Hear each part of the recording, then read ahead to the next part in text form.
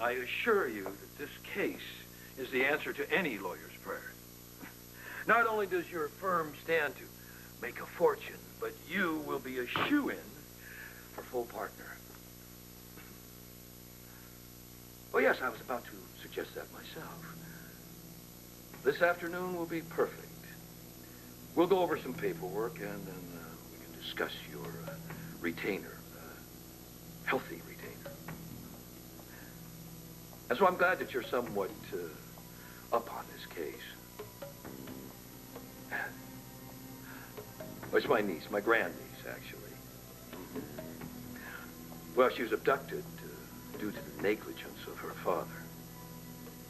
Oh, I agree, that's very shameful. That's right, her name is Serena Baldwin. Serena Stanton Baldwin.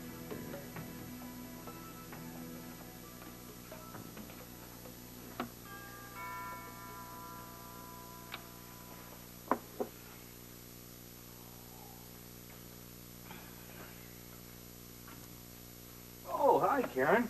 Good morning. Hello, come in. Thanks. Hey, you want some coffee? Yeah, that'd be great. Thank you. I hope I didn't interrupt you. Are you in the middle of anything?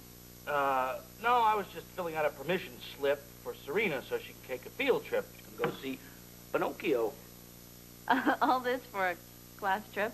Yeah, well, you know, security reasons. The minute she sets foot off the school lot, it becomes a big issue. And, you know, I don't want to scare her, so I do this stuff when she's not around, you know, so it's illusion that things are normal. Here. It doesn't seem like an illusion to me. I mean, she seems like she's a really healthy, normal, well-adjusted kid. I mean, you're doing a great job. Yeah, well, before I go patting myself on the back, you know, these kidnappers are still out there and about. That's terrible. Sorry. Not to mention this woman who's claiming to be Serena's biological mother. Anyway, what you want to tell me? Well, now I feel terrible. I mean, I don't want to come here and dump on all my problems onto you, and you've obviously got your own full load. No, it's okay. It's okay. I'm all ears. This have to do with what almost happened to Kevin?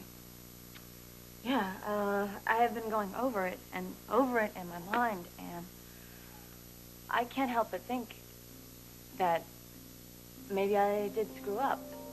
No, you didn't screw up. You told me yesterday that you put the IV in, and you did it properly. I know, and I hate to second-guess myself, but I have to consider Well, don't second-guess yourself. Nothing has changed.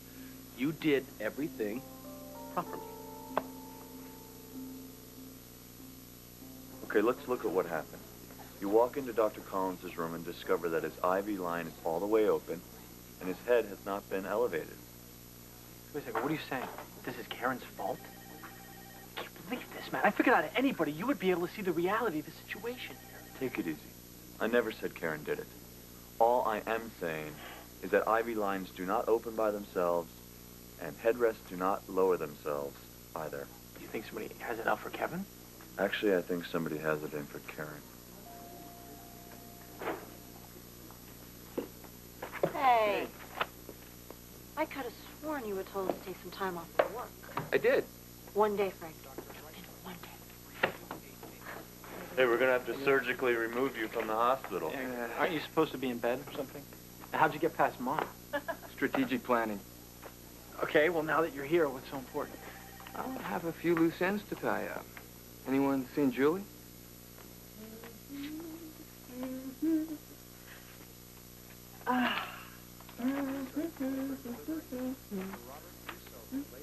Oh, excuse me. Did you not read the sign? It says humming and other perky noises are strictly forbidden. Did you happen to see the article about Frank in the Chicago American? The Chicago American? Wow. Paramedic Frank Scanlon jeopardized his life when he re-entered the burning building in search of survivors. Go down 2 more paragraphs. That's where they interview him. What'd you do, memorize it? Practically. Yada, yada, yada, yada. Oh, my goodness. I didn't know Frank was a college football star. And he could have played professionally if he hadn't gotten hurt. Wow, for someone who's had his dreams dashed, he sure is a happy guy. So what do you think? Well, actually, I mean, I don't mean to downplay Frank's heroism or anything, but how do you think that our little story traveled from here all the way to Chicago? Must have gotten picked up as a human interest piece, you know, by a national news service. Even my father was impressed. Well, I would hang on to Frank if I were you. It's not many men who would jump through burning hoops to impress your father. I'm not looking for his approval. I just want everything to work out well for Frank and me. I won't let anything come between us again. Dad! There you are. I was just leaving. Well, then I'll make this very quick. I've got some news. Yeah. Alan Quartermain has asked me to continue my seminars on a more regular basis.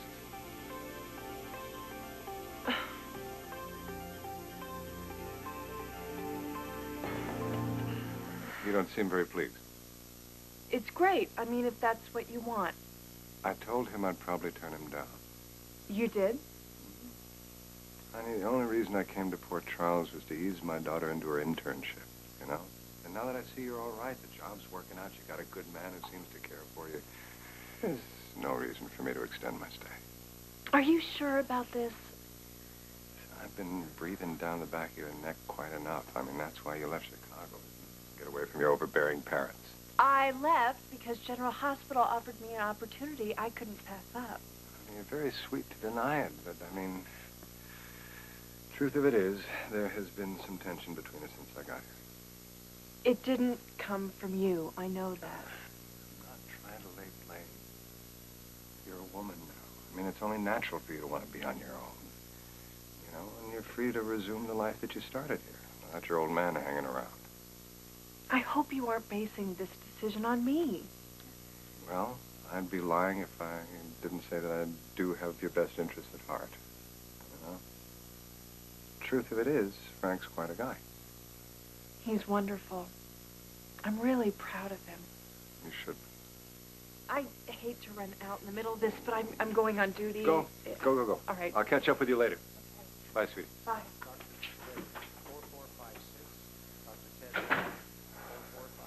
Oh, I get it now. You figured out a way to break Frank and Julie up. The last time I remember basking in the glow of a hero was when Stanley Warner rescued my kitten from the top of our backyard oak tree. Don't start with me. Ooh, and he's modest, too. Oh, yes, he is. There's the reason I risked life and limb to get here. Excuse me? I've always wanted to say this. My hero. You saw the article. Are you kidding? My mom called from Chicago. She said the hospital was mentioned in the American. I loved the interview. Why didn't you tell me? Didn't seem that big a deal. How did they find you anyway? Beats me. Some reporter called the house, and you can imagine the earful my mom gave him. Yes, I can. And then she put me on the phone, and for the next 20 minutes, I answered questions. I go on and on talking about myself, while on the inside, I'm panicking, thinking this guy is probably going to misquote me, and I'll be in trouble, or mortified, or embarrassed. This 15 minutes of fame. It's wild. And energizing. You certainly don't look like you need bed rest. Depends. On? On what happens in the next few hours to keep me awake. I want to be with you, Julie. Alone. Yeah, but I heard Ramsey went nuts when he found out Karen would be in the OR with Devlin. Well, Dr. Devlin got into it with Karen, and Chris ended up in the OR instead of her. Exactly, which wasn't good enough for Ramsey. You know, considering how overworked everyone is, I'm just surprised this hasn't happened before. What was that supposed to mean? Well, Joe, I just mean, you know, everyone makes mistakes, especially when they're stressed. Now, Karen had a miserable day. She lost a patient, and it really I don't care what kind of day she had, Grace. She didn't do anything wrong. Now listen, don't go second-guessing yourself. That's the worst thing that you could do. You're right. I just need to keep the faith. Thank you for reminding me. Well, you know, that's what fathers are I don't know what I'd do without you and Joe. Dr. Burgess took me off surgical rotation. for. What? When? yesterday. I want to believe that she is on my side, you know, somehow behind the scenes. Yeah, well, what if she isn't? I mean, what are you going to do? Fight it, like any self-respecting Baldwin. You go. But if I have that kind of mistake on my record, even if it's just an accusation, I mean, I could end up without a surgical residency anywhere. Well, listen, if you need any kind of backup, you know, I'm here. Thank you. Of course, I don't think you will. The way you went head-to-head with Devlin the other day, I mean, you stood right up to him. Yeah, someone called that foolish on my part, though. Not me. He's a jerk, and he should be reminded that he's not God. Of course, he did save Kevin's life, so maybe he's not such a bad guy. I don't know. You got these egos, these doctor egos. All day long, you got to deal with them. How do you do that? You just get used to it. Yeah, but you shouldn't have to. Yeah. But Bennett Devlin is a brilliant surgeon, and I'm going to learn a lot from him. That's very mature. Thank you. I just want you to know, if you have any trouble, I would not mind cutting him down a few pegs.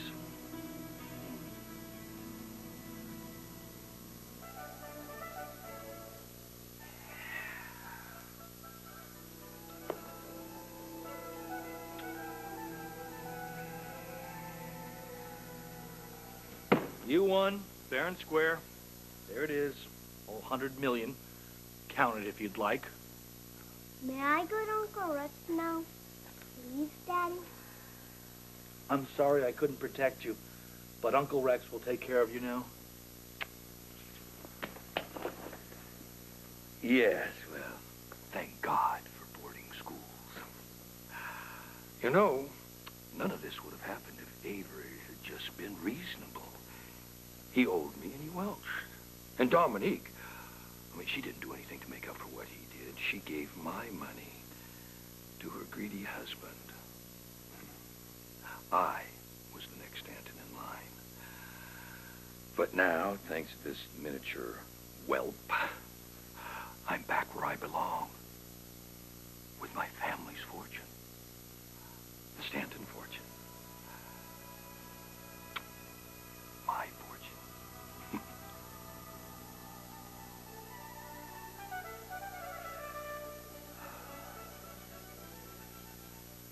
How much did you hear? Enough to get the picture. Well, then you heard me say I'm leaving Port Charles. Yeah, and I also heard you giving Julie a guilt trip, something you're particularly good at. You got me all figured out, don't you? Why do you think that the Chicago American chose to print a touching yet provincial story about a paramedic from Port Charles, New York? Hmm? Maybe they thought it was a good human interest piece. I also seem to remember that that editor thinks he owes you his life for some run-of-the-mill bypass that you performed. All my patients have reason to be grateful. Can you stop acting so innocent? I'm ready to make a deal. Deal? You leave Port Charles without messing up Julie and Frank's relationship. And our history will remain a secret. You have my word. Julie will never find out about us. Between our crazy schedules and your father hanging around so much, we haven't had much time alone, and I've missed it. Me too. But you don't have to worry about my dad anymore. He's going back to Chicago. You're kidding. Dr. Quartermain asked him to stay on, but he turned it down. Really? I think he might have taken it, but he assumed I wouldn't want him to. That's Mom. We've got to find that woman a hobby. How's Karen? How do you think she is?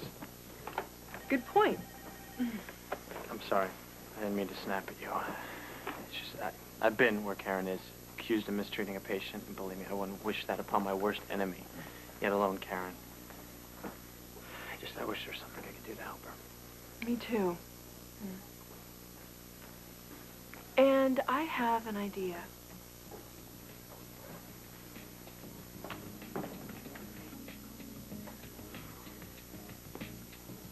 If you fight this, what do you expect the hospital to do? I expect that they will interview my coworkers as to my state of mind before the incident. Is there anything you have to worry about? Well, rude to Devlin. Had a fight with Chris. I lost my first patient. And then Chris found that letter, which I'm sure he's not going to keep secret, so... Wait a minute. What letter? You don't know, that's right. Jagger, he sent me a letter. Oh, fill me in.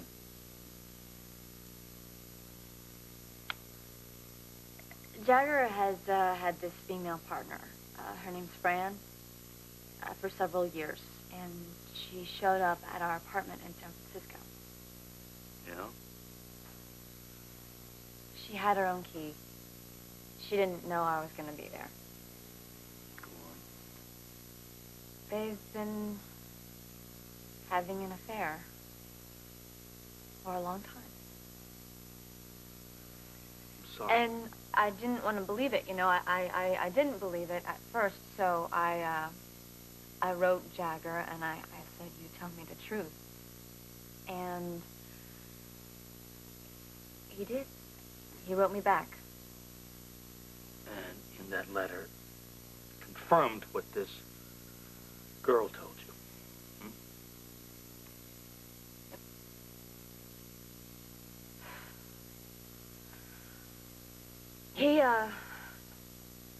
He said that he would give me a divorce. And that's the first time, you know, we've ever used that word. It's a word that we never use. He doesn't deserve you. Thank you. I gotta go, okay? Listen, let me fly to San Francisco. I'll talk to Jagger.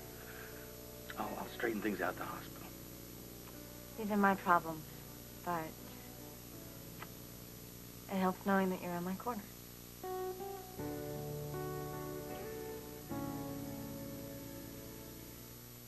Well, I think you're being a little closed-minded about Karen.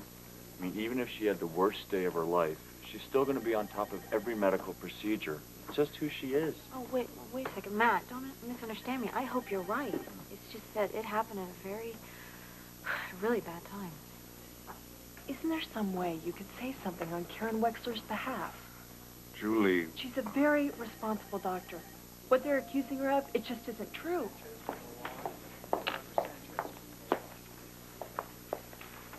Hey, Jeff. Hey, you look a lot better. Thanks. I realize this isn't fair, and I'm going to fight it. Yeah, I'm so glad you said that, because I'm behind you 100%. Good. I know just where to start, too. Hey, just remember who you're dealing with, okay? I appreciate the loyalty to a friend, but the facts are very clear. Karen Wexler almost cost a patient his life. I just told you, I know she didn't. There has to be some way to fight this. Well, if she's sensible, she'll leave it alone. What? Take her medicine. Move on. Speaking of moving on, we'll talk later.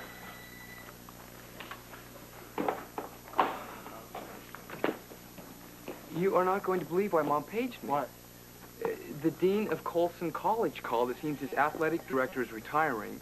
They read the article, and they want me to replace it. Great. Colson College, isn't that in Chicago? Yeah.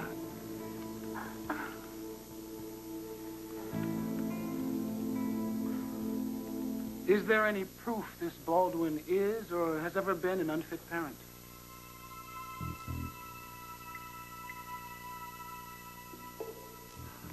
There'll be plenty of evidence. In due time.